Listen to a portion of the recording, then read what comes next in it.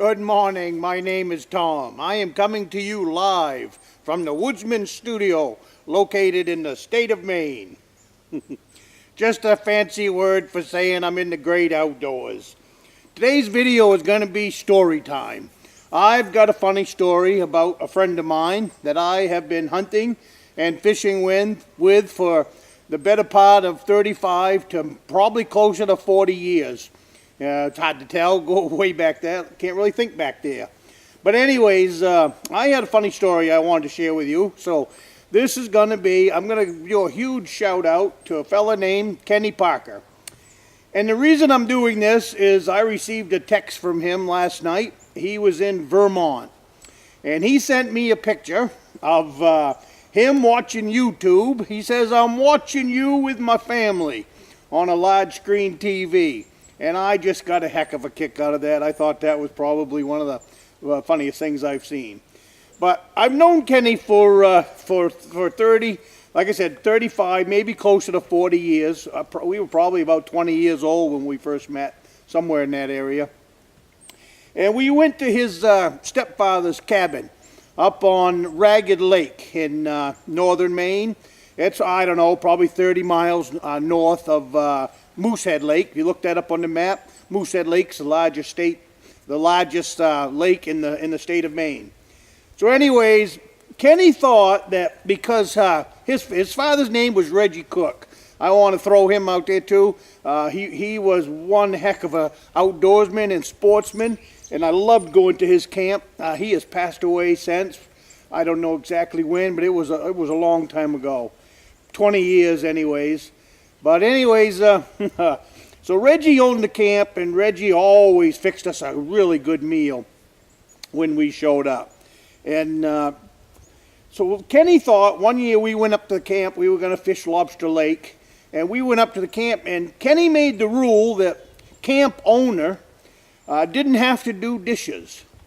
So the rest of us didn't really think that. We thought that was kind of funny. But anyways, so we went along with it. But the one rule the rule was that Kenny had to get all of the water. We would do dishes and we would do the cooking, and he would get the water. So kind of evened out. You're going to hear a car in the background. I apologize for that. I am at the main lodge today. I am down at home, base camp. And so you'll hear a car once in a while. Apologize for that. One of the reasons I'm doing this story stuff here is I want to pass on some stories to my grandsons. So they got maybe something a little chuckle. Maybe you'll find this funny, maybe not. I always thought it was funny. So anyways, getting back to the story. He was going to get water. Now, let me tell you something about the water. It is 22 below zero. Where we got our water at his camp in the wintertime was at another fella's camp. Probably, I don't know, quarter of a mile, half a mile away.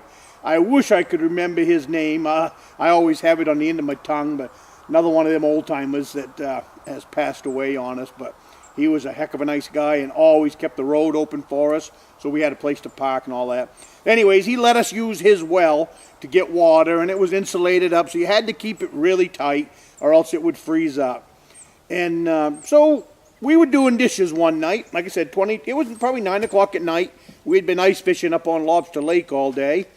And we were doing dishes, and we had a mound of dishes there. But Kenny had gotten probably, 30 gallons of water that day, maybe 40 in buckets, and had that sitting in the cabin. So while we were doing dishes, I had my partner with me there, and I said, I whispered to him. And he, what?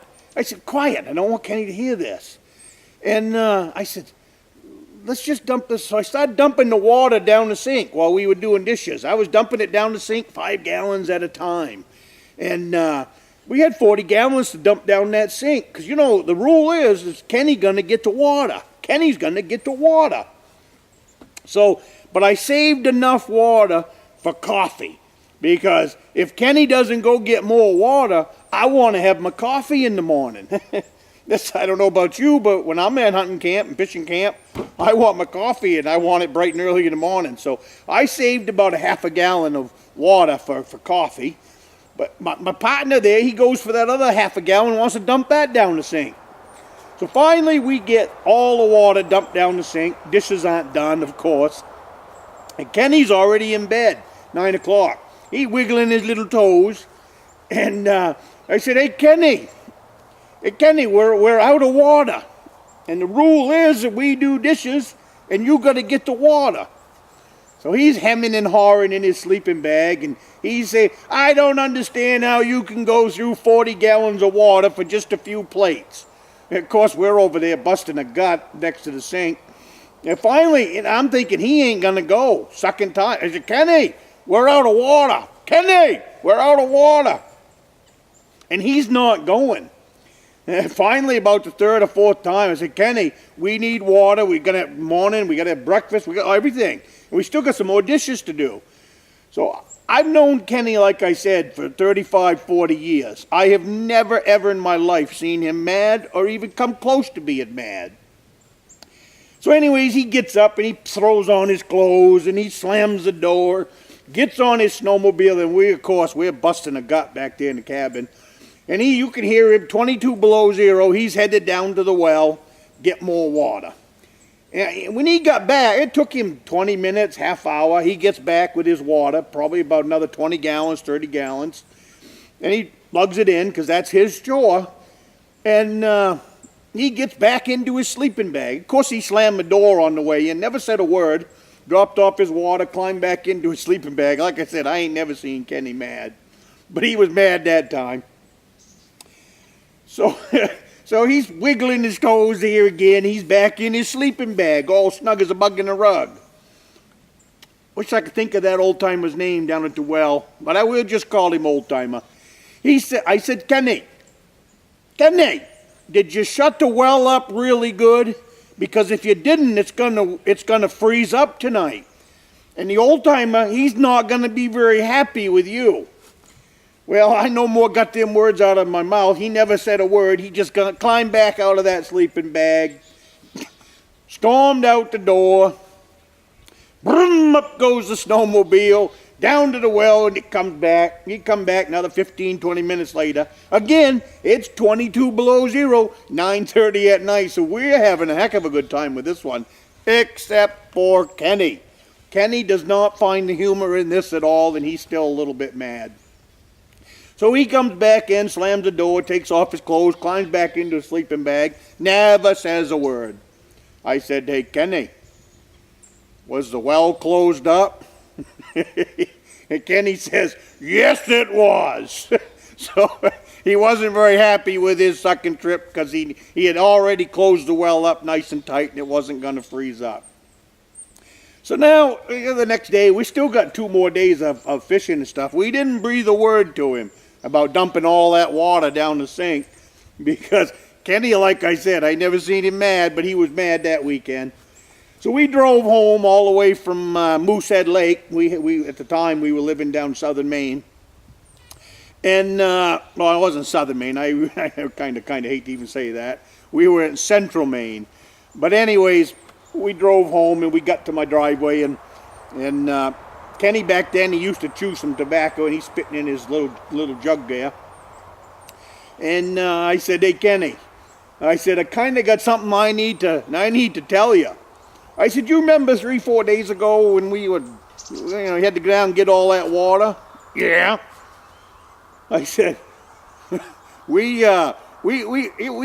sheepishly, I said, Kenny, I said, we were dumping that water down the sink just as fast as you could lug it. Well, at that point, Kenny was all done being mad. He saw that it was just a fun prank, and he thought that was pretty funny at that point. At least that's what he told me. Now, that was a good 20 years ago, and we're still friends, and we still do a lot of trips together. We do a lot of ice fishing and stuff like that. But it's always been one of them fun stories that I like to take along with me because, like I said, I've never seen Kenny mad. So here's a huge shout out to Kenny Parker. Good friend, known him a long time, and I intend on fishing and hunting with him until the day that I die. So this is for you, Kenny. This video is for you. That'll wrap up this story from the Woodsman from northern Maine. I hope you find the humor in it as much as I do, but that's one of the stories that I have from 49 years of being a sportsman, hunter, and fisherman in the state of Maine. I will see you on the next video. Have a great evening.